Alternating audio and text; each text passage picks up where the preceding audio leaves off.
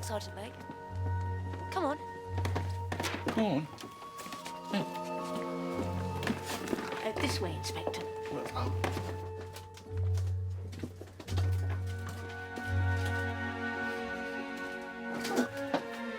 Where's she going?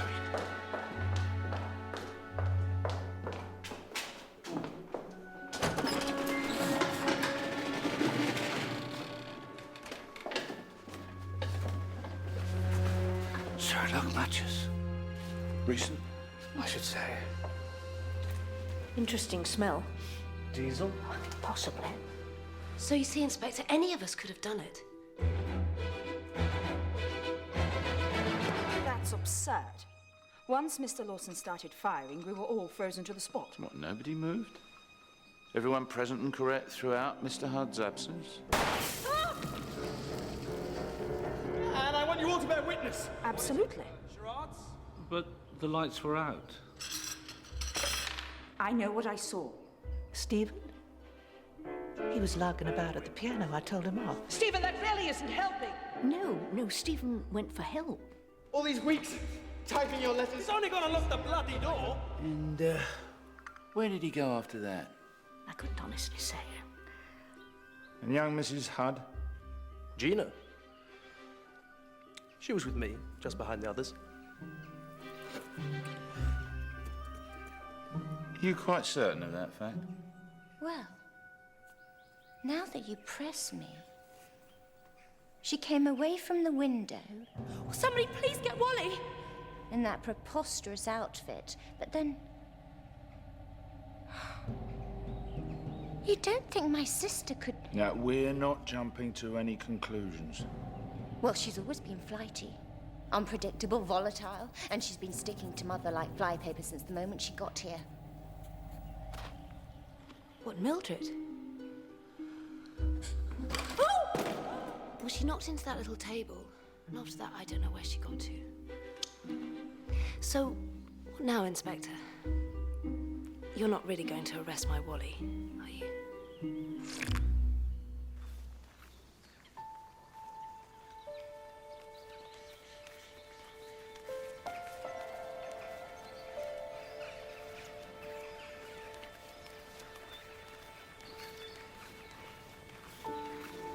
What are you doing out here?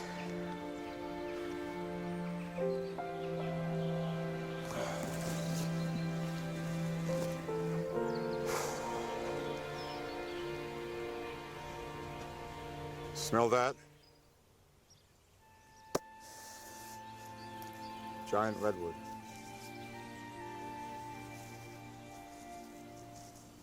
Smells of America. This baby's about the last thing in this damn place I can count on. Don't be so melodramatic. Anyway, this baby is a Wellingtonia, not a redwood. Same difference.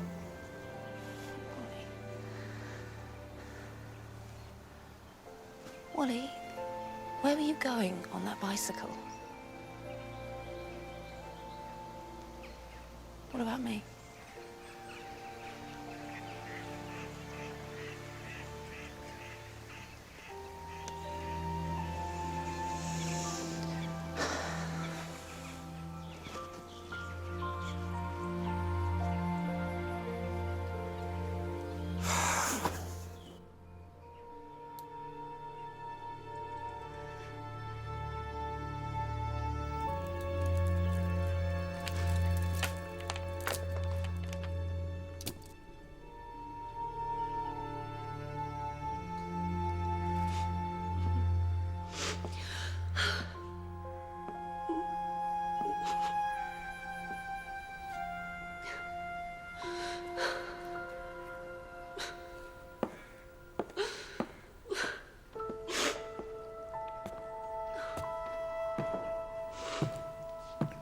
Darling, what are you doing?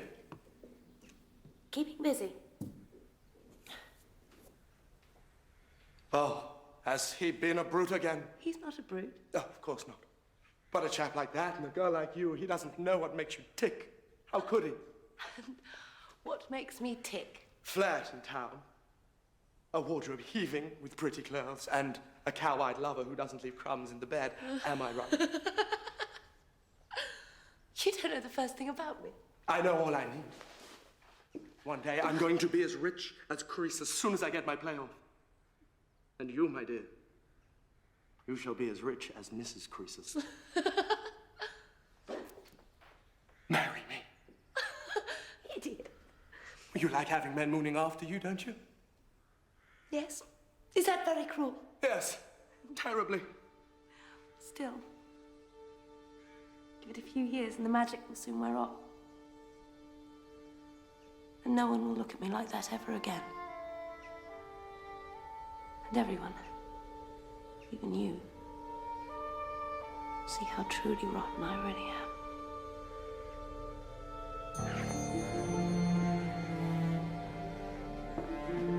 Stephen! Hello, Mill. How could you? I don't know why I'm surprised. Anything goes with Gina, or anyone. Please don't say anything. You won't say anything, will you, Mill? It's the timing that sickens me.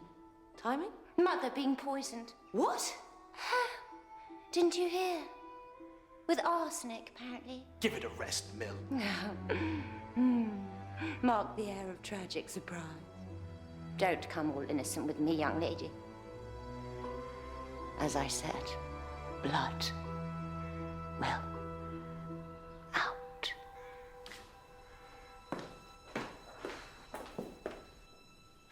Who had the most to gain from poisoning Mrs. Serracombe? In the event of my wife's death, the estate is to be divided equally between her daughters Gina and Mildred, and in addition, 10,000 for her companion. Miss Bellever. And a further 10,000 for young Stephen. No end of motive. And yourself, sir, if you don't mind me asking? Oh, Lewis is rolling in money of his own. Not quite how I put it. The paperwork looks rather new. Yes, my wife had the will rewritten 6 weeks ago. On account of the fire? That's right. Is anything altered? Well, only the extra funds for Stephen.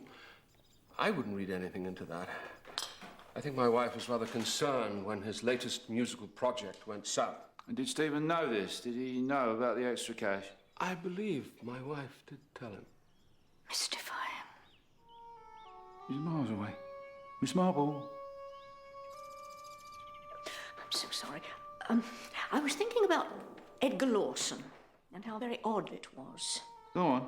Well, he has a complex, if that's the term, to do with his father, Winston Churchill, Viscount Montgomery. And I'm sure there must be some sad story at the root of it.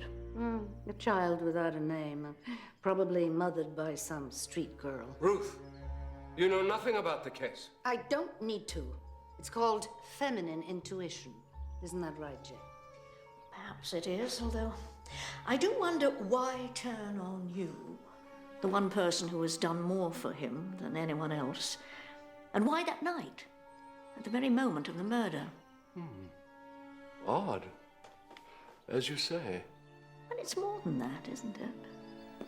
It's almost as if somebody put the idea into his head. Purposely knowing young Lawson will go off the deep end. What a perfect cover that would be. Everybody focused on young Lawson, especially if there's somebody who had thoughtfully supplied a revolver from the gun room. What I did wasn't just wrong, it was... Mr. Lawson. No, let me finish. It was unconscionable, unforgivable. After all he's Mr. done for me, Lawson, it was... are you chipping those potatoes or what? As I say, the fault was on my head alone. Arrest me if you like, I don't care. All in good times, then? Nobody said anything to me regarding Mr. Serracombe or anybody else. I just get angry and muddled. Mr. Churchill has his black dog and I have my red mist. Nobody said a word, Mr. Stephen Resterick, for instance? No. Nobody else? You're quite sure? Transference is a very slippery fish.